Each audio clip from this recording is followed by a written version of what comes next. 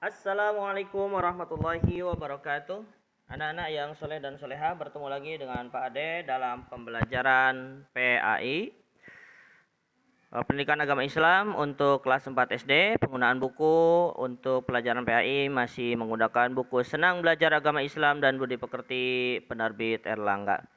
Sekarang materi tentang kisah Nabi Musa bagian kedua, yaitu Nabi Musa di kerajaan Fir'aun. Baik anak-anak, sebelum kita mulai, kita baca dulu doa Al-Fatihah, kemudian doa belajar seperti biasa yang kita baca. Al-Fatihah. A'udzu billahi minasy syaithanir rajim. Bismillahirrahmanirrahim. Alhamdulillahi rabbil alamin. Ar-Rahmanir Rahim. Maliki yaumiddin. إياك نعبد وإياك نستعين اهدنا الصراط المستقيم صراط الذين أنعمت عليهم غير المغضوب عليهم ولا الضالين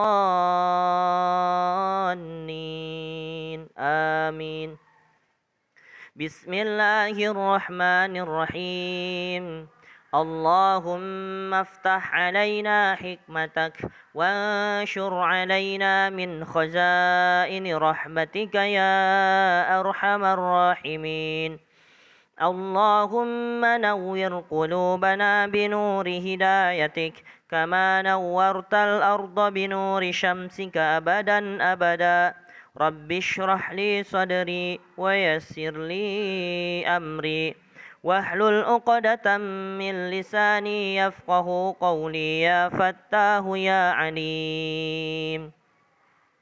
Baik anak-anak, kita lanjutkan bagaimana kisah Nabi Musa di kerajaan Fir'aun. Maka kita mulai dengan kembalinya bayi Musa kepada ibunya.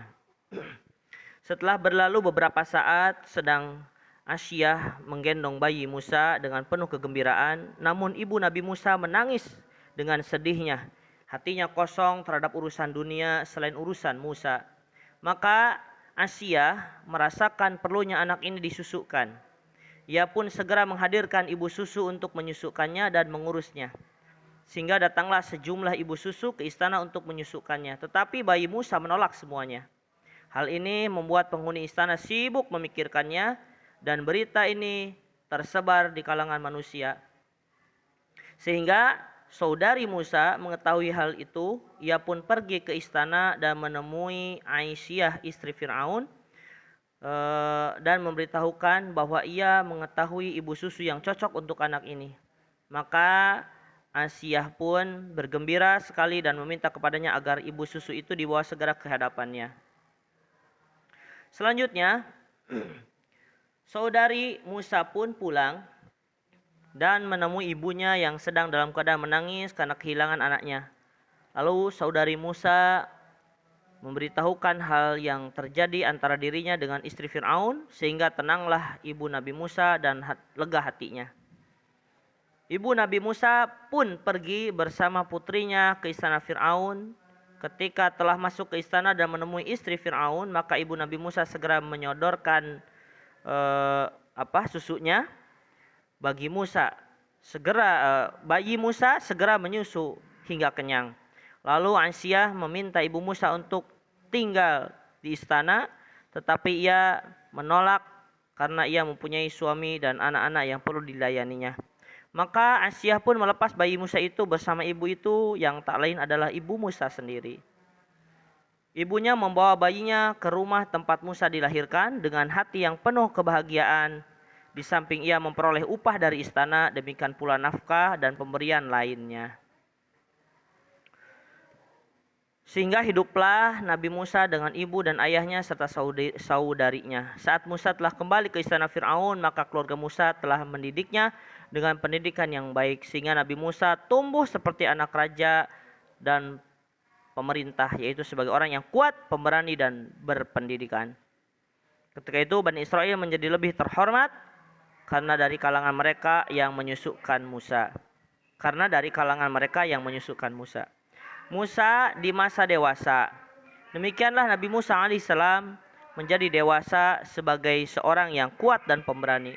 Maka pada suatu hari Musa berjalan di kota Memphis dan dilihatnya ada dua orang yang bertikai, yang satu dari kalangan kaum Bani Israel, sedangkan yang satu lagi dari penduduk asli Mesir, yaitu orang Kibti yang kafir. Lalu orang Bani Israel meminta bantuan kepada Musa, kemudian Musa pun datang dan hendak mencegah orang Mesir itu melakukan kezoliman. Ia pun memukulnya dengan tangannya sehingga orang Kibti itu langsung tersungkur ke tanah dan mati. Musa pun merasakan bahwa dirinya dalam kesulitan. Padahal maksud beliau bukanlah untuk membunuhnya, tetapi untuk membela orang yang terzolimi. Maka Nabi Musa pun bersedih, bertobat kepada Allah dan kembali kepadanya, serta meminta ampunannya. Hal itu bisa dilihat dalam Quran surat Al-Qasas ayat 15-16.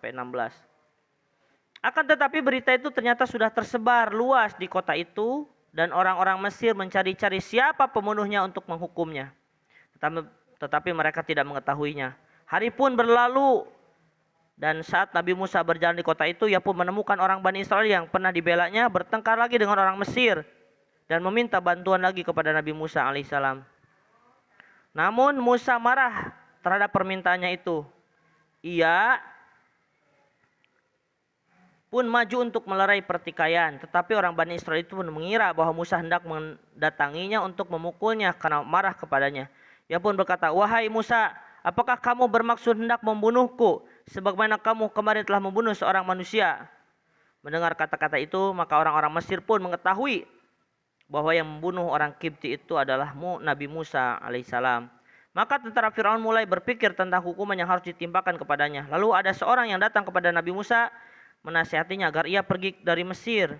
Maka Musa keluar darinya dalam keadaan takut kalau ada orang yang menangkapnya, sambil berdoa kepada Allah agar diselamatkan dari orang-orang yang zalim. Ya. Tetapi dari orang-orang yang zalim. Lihat Quran surat Al-Qasas ayat 17-21. Anak-anak yang soleh dan soleha, demikian untuk kisah Nabi Musa di istana Fir'aun. Dari mulai kecil sampai kemudian ia dewasa. Dan kemudian ia tersangkut sebuah kasus, yaitu ia tidak sengaja melerai pertikaian sampai kemudian menyebabkan orang Mesir meninggal. Dan itu pun menyebabkan ia harus pergi dari kota Mesir.